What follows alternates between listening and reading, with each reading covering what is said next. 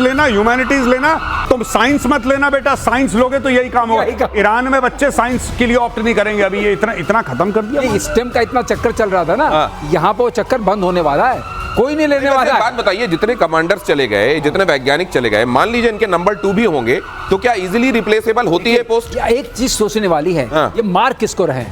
IRGC जो इन्होंने layer बनाई थी, जो SS टाइप थी, वो पूरे कमांडर वाले, उनके कमांडर्स को मार रहे हैं। जो रेगुलर फोर्स वाले तो बेचारे जिंदा हैं, और मार रहे हैं इनके सीक्रेट साइंटिस्ट को और जो सीक्रेट पुलिस है। नहीं सर, एक और खबर आई है कि अब तो मोसाद फोन कर रहा है इनको, जो बच गए उनको फोन कर रहा है कि सुन, अब तुरंत निकल, वीडियो बना, दिखा कि तू निकल गया है, और पहले खामेनेई को उल्टा पुल्टा बोल, नहीं तो अगले 24 घंटे में तेरा काम भी हो जाएगा। हाँ, वो मैंने भी वीडियो रिकॉर्डिंग सुनी, वो उसका ऑडियो रिकॉर्डिंग है। वो मोसाद का एजेंट फोन कर रहा है इनके, आई थिंक किसी मंत्री को या जनरल को, किसी को फोन कर रहा है और कह रहा है कि भैया 24 घंटे के अंदर ईरान से निकलो, हमें पता है तुम कहां रहते हो, हम तुम्हें निपटा देंगे, और ये तुम्हें 3 काम करने हैं, निकलने से पहले निकलो, हमें प्रूफ दो, सबूत दो कि तुम निकल गए हो, तब तुम बच पाओगे, निकलो यहां से। अच्छा, वो भी बड़ी सीरियसली बात कर रहा है। अच्छा भैया कैसे निकलना है, ये निकलना है, ये पूछ रहा है उससे कैसे निकलना है, ये भी बता दो मैं। और ये एक बात और देखिए, वो जो एक मैडम हसीना यहाँ पे आई थी और यहाँ के सबकी कुंडली बना के ले गई हैं, आप ये भी देखिए, बड़ा धर्म की बातें करने वाली ये जो कंट्रीज हैं,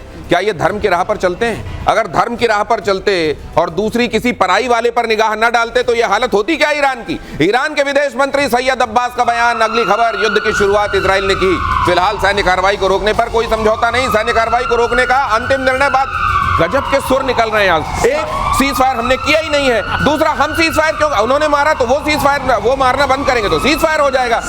7 अक्टूबर किसने किया? हाँ, 7 अक्टूबर किसने किया? वो तो हमास ने किया, हमारा तो कोई लेना देना नहीं है। हिजबुल्लाह ने क्यों रॉकेट मारे? वो हमारा कोई लेना देना नहीं। ड्रोन हुती ने क्यों फेंका? और हमारा कोई लेना देना नहीं। इसीलिए दुनिया ये डर रही थी कि एक दिन ये परमाणु मार के भी यही कहेंगे कि ये तो हुती ने मारा होगा, हिजबुल्लाह ने मारा होगा, हमारा तो कोई लेना देना। इसी बात से डर रही थी दुनिया। मैं कह रहा हूं ट्रंप को नोबेल प्राइज देकर टंटा काटो और अपना लड़ाई शुरू करो दोबारा। ऐसे लड़ाई खत्म नहीं करते, जब तक काम खत्म नहीं होता। कोई सीज फायर नहीं है, ट्रंप को दे दो। एक सब लोग बुलाओ, खरीद के ले आओ, चौड़ी बाजार से खरीद के ले आओ एक बढ़िया सा नोबेल प्राइज, ट्रंप को पकड़ाओ, कहना भाई साहब ये आपका नोबेल प्राइज है, अब आप बैठो चुपचाप। क्योंकि देखिए 400 किलो एनरिच्ड यूरेनियम गायब है on a serious note. 400 kilo, उससे कितने सारे परमाणु बम बन सकते हैं, वो कहां है किसी को पता नहीं। दुनिया के कौन से कोने में जाके छुपा दिया, किसी को नहीं पता। और तीसरी चीज, अगर किसी को लगता है कि खमेनेई और उसकी पूरी टीम को जब तक तख्ता पलट नहीं होगा, जब तक इनको निपटाएंगे नहीं, तब तक अगर ईरान में कोई चीज नॉर्मल हो सकती है और इजराइल खतरे से बाहर है। बहुत बड़ी गलतफहमी है ये, बहुत बड़ी गलतफहमी। खमेनेई जब तक है तो ये असल में जो जड़ है, तो अभी ऊपर आपने पेड़ हो सकता है उसकी ट्यूनिंग कर दी गई हो, ट्रिमिंग कर दी गई हो, तो फिर उगेगा। युद्ध विराम पर अमेरिका के राष्ट्रपति का बयान, युद्ध विराम अब प्रभावी हो गया है। लीजिए, ये प्लीज युद्ध विराम का उल्लंघन ना करें। ये प्रकारांतर से, ये वही बात को अलग अलग तरीके से ये बोलते हैं कि हमने युद्ध विराम लागू कर दिया है, फिर ट्रूस ले आएंगे, फिर सीज फायर ले आएंगे, इस तरह के शब्दावली। और साथ में वो जो पार्टीज हैं जिनको लेके दावा कर रहे हैं, उनको धीरे से बोलेंगे, सुनो अब कोई किसी पे हमला नहीं करेगा। और इतने में खबर आएगी कि हमले हो गए। दिनेश प्लीज पर नोट करिए, प्लीज प्लीज प्लीज। पहली बार ट्रम्प ने प्लीज कहा था, और उससे पहले क्या था? Complete surrender. पहले ऑर्डर था, प्लीज पे आ गया, प्लीज पे आ गए। थोड़ी देर में और हाथ जुड़े हुए आएंगे इस टाइप से, और प्लीज मेरे नोबेल का ख्याल रखो यार, ऐसे मत करो। अगली खबर देखिए, कतर ने फिर खोला अपना स्पेस। ईरान और इजराइल में युद्ध विराम के बाद खोला है स्पेस। ईरान ने कतर की राजधानी दोहा में स्थित अमेरिकी एयरबेस पर मिसाइल से हमला किया था, जिसके बाद कतर ने अपना स्पेस बंद कर दिया था। कतर में अमेरिकी सैन्य बेस अब भी हाई अलर्ट पर। कतर कह रहा है, बहुत तेहरान के साथ उसने नाराजगी जताई है, नाराजगी का लेटर दे दिया है, लेकिन तेहरान कह रहा है नहीं हमने तो मारा ही नहीं है। घर की बात है, देखिए साफ सीधी बात है। लेकिन जो ईरान ने मारा, आप ईरान के अंदर खौफ देखिए दोस्तों। ईरान का खौफ ऐसा है कि ईरान ने जब मिसाइल मारी अमेरिकन के ऊपर, तो पहले एडवांस में नोटिस दिया कि भाईजान इतने बजे इतनी मिसाइल हम मारेंगे, तुम बच जाओ। अच्छा, ईरान ऐसा क्यों कर रहा है? ईरान को अपनी जनता को शांत करना है, और पूरा जो OIC के 57 मुस्लिम कंट्रीज हैं उनको यह बताना है कि यार देखो, अमेरिकन के ऊपर सिर्फ मैं हूं जो अटैक कर सकता है, किसी की और औकात नहीं है। और वहां पे चुपचाप, अरे इनमें हिम्मत होती ना दिनेश भाई, अगर इन लोगों में, ईरानियंस में हिम्मत होती, तो जो पर्शियन गल्फ में इनके एयरक्राफ्ट कैरियर हैं, इनके डिस्ट्रॉयर हैं अमेरिकन नेवी के, उसमें मिसाइल मारते, अरे कुछ तो करते। ये नहीं कर, ये पहले एडवांस में बताते हैं, ये डर गए ईरानी। गौरव एक बात और है, आपने कहां मारा? आपने कतर में मारा, 1000 दूर है, 1000 किलोमीटर दूर, क्यों नहीं मारा बहरीन में? फिफ्थ फ्लीट तो खड़ी है ना, मारो, हिम्मत है तो, क्योंकि वो 10-12 मिनट दूर है।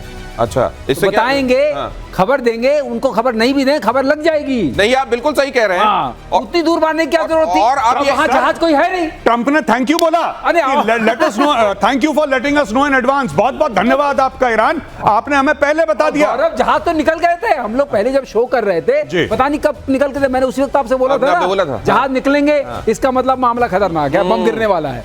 तो जहाज तो निकल गए ना, जहाज में कुछ आप अब वहां कुछ है नहीं, लेकिन फोड़ फाड़ के उधर पे संदेश दे दिया गया कि देखो अमेरिका की कॉलर भी हम पकड़ के आ गए, लेकिन पूछा गया तुमने किया है क्या? नहीं, हमने नहीं किया है। ये खेल जो चल रहा है। अगली खबर देखिए, कतर में अमेरिकी सैन्य बेस पर अटैक से जुड़ी ये खबर, अमेरिकी आधिकारिक सूत्रों से ये खबर आई है। ईरानी हमले में कोई हताहत नहीं है। पहले ही फोन कर दिया होगा, भाई साहब हटा लो, देखो हमारे यहाँ दबाव बहुत है, आपके यहाँ एक आध बम फोड़ने पड़ेंगे, आप अपना सामान हटा लो, हमारी इज्जत रह जाएगी, आपका भी शौक हो जाएगा। ट्रंप ने ट्वीट करा है, थैंक यू बोला ईरान को कि धन्यवाद हमें पहले बताने के लिए। बस ये आया है, ये ट्वीट आया है। उसने ट्वीट करा है, ट्रंप ने ट्रूथ सोशल पे डाला है, फिर उसको फॉरवर्ड करा है एक्स पे यानी कि ट्विटर पे।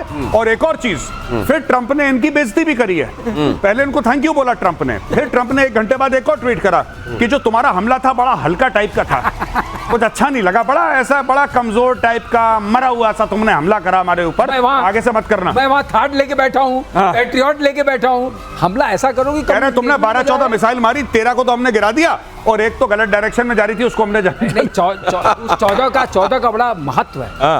उन्होंने कहा हमने भी उतने मारे जितने अमेरिका ने मारे। अच्छा, उसने 14 बॉम्ब मारे, हमने 14 मिसाइल मारी। अरे भाई साहब, बड़ा कनेक्शन। अच्छा, हिसाब बराबर। और इसीलिए अब महबूबा मुफ्ती जैसे लोग आकर कह रहे हैं कि ईरान ने पूरे मुस्लिम वर्ल्ड का रहनुमा बन के दिखा दिया है, लीडर बनकर दिखा दिया है, और उसने पश्चिमी देशों को घुटने पर ला दिया है। बस बिल्कुल, एक महबूबा मुफ्ती भारत को और पूरे एशिया को घुटने पे ले आई और एक ये घुटने पे ला रहा है। घुटने के अलावा तो बात समझ में नहीं आ रही कि आलम इस्लाम में पूरी मुस्लिम कंट्रीज में इतने अच्छे लीडर हैं, जैसे for example crown prince Mohammed bin Salman, जो अपने मुल्क को बेहतरी की ओर ले जा रहे हैं। उनका एग्जांपल नहीं दे रहे। जो यूएई के लोग हैं, जो अपने लोगों के लिए बेहतरी कर रहे हैं, उनका उदाहरण नहीं दे रही महबूबा मुफ्ती जी। उदाहरण दे रही है किसका? खamenei का।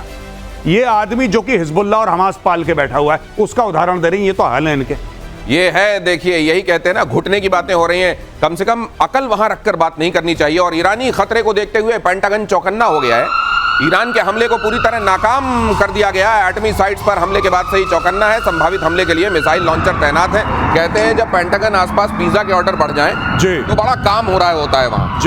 तो क्या काम के लिए आवश्यक शर्त है कि वहां पिज्जा खाए जाएं? मुझे ऐसा लगता है कि अगर पिज्जा का जो रात भर अगर डिलीवरी हो रही है पिज्जा की, तो कुछ हो सकता है। मतलब ईरान जो है हमले इस टाइप के कर रहा है कि पिज्जा खा के भी इनको रोका जा सकता है।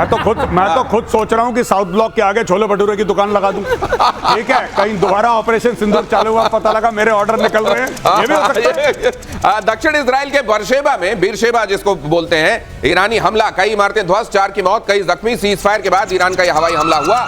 ईरान बोला आखिरी हमला हमने किया है, 10 से 15 बैलिस्टिक मिसाइलें दागी गईं। ये इनकी कौन सी बात ये माने, इनकी कौन सी बात से इनकार कर दे, कोई नहीं जानता। और इस तरह की सिचुएशन ही किसी को ये सोचने के लिए मजबूर करती है कि अगर इनके हाथ में, बंदर के हाथ में उस तरह फिर भी सेफ होता है, इनके हाथ में अगर न्यूक्लियर आ गया तो क्या होगा। अगली खबर देखिए, ईरान के शॉर्ट रेंज हथियार अमेरिका के लिए बड़ा खतरा।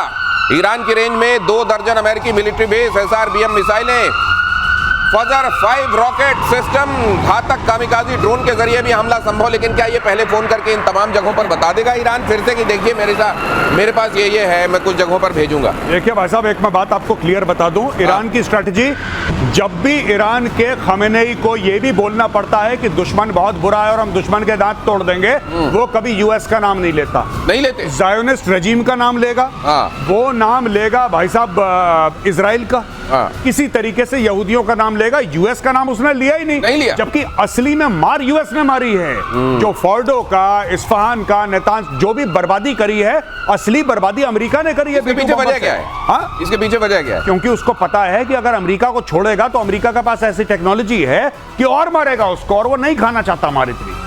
नहीं खाना चाहता मार। सही है, बिल्कुल सही। मार पड़ेगी असल में अमेरिका से। इजराइल भी कम नहीं मार रहा है, लेकिन उधर से जो पड़ेगी फिर उसमें कराह भी नहीं निकल पाएगी। इसलिए इजराइल के साथ साथ अमेरिका का नाम बिल्कुल मत ले लेना, वरना ये दोनों तरफ से थप्पड़ पड़ने वाली नौबत आ जाएगी। और 4.1 की तीव्रता के साथ ईरान में भूकंप आया। ईरान में इन दिनों धरती हिलती है, या पिछले करीब 1-1.5 महीने से पाकिस्तान में अगर धरती हिलती है तो लोग कहते हैं न्यूक्लियर वाली तो नहीं है। 4 दिन में तीसरी बार ईरान में भूकंप के झटके। दक्षिण पश्चिम में मिस्री शहर के पास आसपास भूकंप आया। न्यूक्लियर टेस्ट की जताई जा रही है आशंका। संभव है क्या सर? बिल्कुल संभव नहीं है, बिल्कुल संभव नहीं। कोई न्यूक्लियर टेस्ट वहां नहीं हुआ है। ये जो गिरा है हल्के फुल्के झटके आते हैं। और वहां के ऑन सीरियस नोट, वहां टेक्टोनिक प्लेट ऐसी है कि ईरान में झटके आते रहते हैं। अच्छा, इस तीव्रता के आते रहते हैं। पहले भी ये ज्योग्राफिकल जो वहाँ की लोकेशन है, लेकिन ये वाले जो आप कह रहे हैं, जो आप कब्र के नीचे आपने दबा दिया, अगर वहाँ कुछ पटाखे हो रहे हैं,